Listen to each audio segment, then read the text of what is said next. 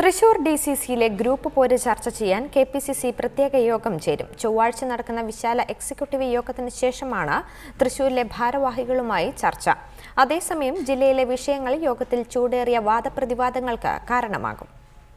Thrissur DCC കൈവിട്ടു പോവുകയാണെന്ന വിലയിരുത്തലിന്റെ അടിസ്ഥാനത്തിലാണ് പ്രത്യേക യോഗം ചേർന്ന് പ്രശ്നം പരിഹരിക്കാൻ കെപിസിസി തീരുമാനിച്ചത്. ചൊവ്വാഴ്ച ചേരുന്ന വിശാല എക്സിക്യൂട്ടീവ് യോഗത്തിന് ശേഷമാണ് തൃശൂരിലെ കെപിസിസി ഡിസിസി ഭാരവാഹികളുടെ പ്രത്യേക യോഗം. കെപിസിസി പ്രസിഡന്റ് VM സുധീരനെ കൂടാതെ മുഖ്യമന്ത്രി ഉമ്മൻചാണ്ടി, ആഭ്യന്തരമന്ത്രി രമേശ് ചെന്നിത്തല എന്നിവരും നേതാക്കളുമായി ചർച്ച നടത്തും.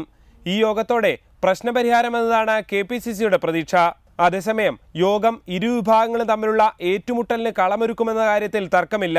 കെപിസിസി വിലക്ക് ലംഘിച്ച് ഐ ഗ്രൂപ്പ് നടത്തിയ വാർത്താ സമ്മേളനം എ ഗ്രൂപ്പും MM ഹസന്റെ പ്രസ്താവന അടക്കമുള്ള വിഷയങ്ങൾ ഐ ഗ്രൂപ്പും യോഗത്തിൽ ആയുധമാക്കും. സമവായത്തിന് തയ്യാറായില്ലെങ്കിൽ കടുത്ത നടപടിയുമായി മുന്നോട്ടു പോകേണ്ടി വരുമെന്ന നിലപാട് കെപിസിസി പ്രഖ്യാപിച്ചേക്കും.